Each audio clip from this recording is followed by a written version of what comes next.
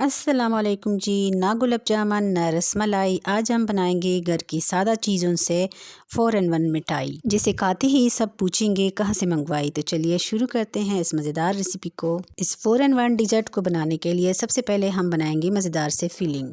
यहाँ पर मैंने ले लिया है 1 कप डेसिकेटेड कोकोनट, यानी जो नारियल का बुरादा होता है। इसमें डालेंगे आधा कप मिल्क पाउडर, इससे बिल्कुल रबड़ी जैसा टेक्सचर आएगा। अब हम इसमें शामिल करेंगे 4 टेबलस्पून शुगर पाउडर।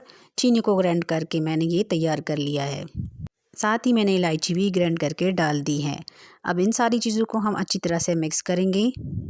अगर आप चाहें तो ड्राई फ्रूट का पाउडर भी डाल सकते हैं। अब हम इसमें थोड़ा सा दूध डालेंगे, तकरीबन 4 कप के बराबर, और इसको मिक्स कर देंगे। तो चलिए जी, हमारा गाढ़ा सा जो मिक्सचर है वो बनकर तैयार हो गया है।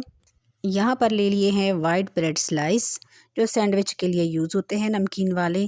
इनको 3 से 4 मिनट के लिए स्टीम करें या फिर ओवन में 30 सेकंड के लिए गरम करें। तवे पर भी आप गरम कर सकते हैं, जिससे ये नरम हो जाएंगे और बेलने में आसानी होगी और ये टूटेंगी नहीं।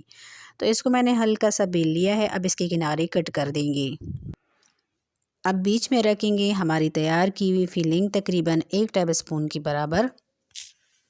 अच्छी तरह से सेट करेंगे ताकि फोल्डिंग में आसानी हो। अब किनारों पर हल्का हल्का सा पानी लगा देंगे ताकि फ़ोल्ड करने में आसानी हो। अब इसे फ़ोल्ड करेंगे और फ़ोल्ड करने के बाद हल्का हल्का सा पानी लेकर किनारों पर इस तरह से लगा दें और इस तरह से प्रेस करते जाएं ताकि ये अच्छी तरह से सील हो।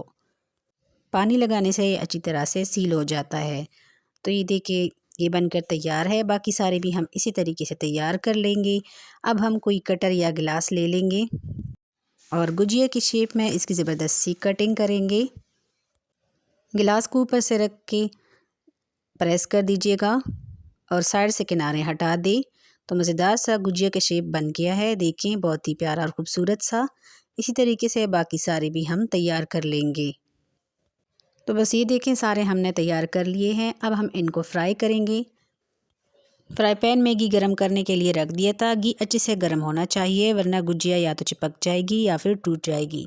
अब हम इसमें ये गुजिया डाल देंगे और एक साइड से फ्राई होने के बाद इनकी साइड को चेंज कर देंगे। दूसरी साइड से भी हल्के से फ्राई होने देंगे।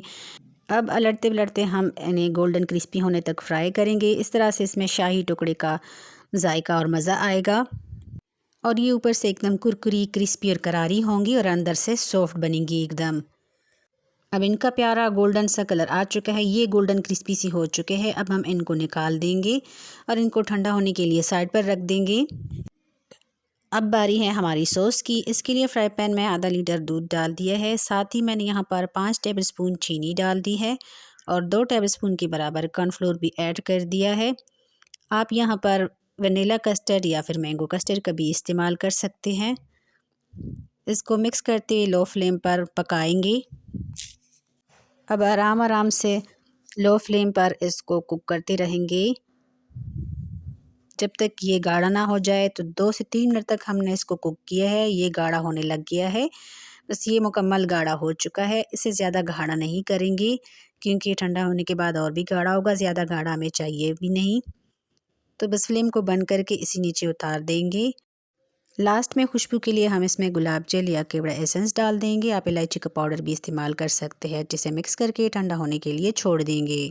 अब आती है भारी सबसे अहम पार्ट की। एक प्लेट में अपने क्रिस्पी और कुरकुरे से गुजिया सेट कर दें, जिसमें आपने ये मिठाई सर्व करनी हो। अब फ्रिज में से निकालिए वो ठंडी ठंडी सॉस जो हमने तैयार करके रख दी थी। ये गुजिया के ऊपर डाल देंगे और ऊपर से हम डाल देंगे नारियल का बुरादा, वाइट और रेड कलर में। आप लाल शरबत कर सकते हैं या ढेर सारे ड्राई फ्रूट भी डाल सकते हैं और दोबारा से सॉस डाल देंगे। वीडियो अगर इस स्टेज पर आपको ज़रा सी भी अच्छी लगी हो तो लाइक कर दें और साथ ही चैनल को भी सब्सक्राइब कर दें। हाँ, फ्रेंड्स एंड फैमिली के साथ शेयर करना मत भूलिएगा। ऊपर से दोबारा से हम नारियल का बुरादा डाल देंगे, रेड वाला भी और वाइट वाला भी। तो लीजिए जी, तैयार है हमारी ज़बरदस्त सी 4 in 1 ब्रेड डिज़र्ट और मिठाई। इसे आपने ज़रूर ट्राई करना है। सब उंगलियां चाटते रह जाएंगे और कमेंट करके मुझे ये ज़रूर बताना है कि आपसे ये रेसिपी कैसी बनी।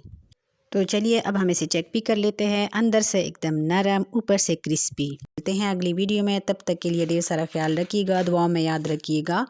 अल्लाह हाफिज़।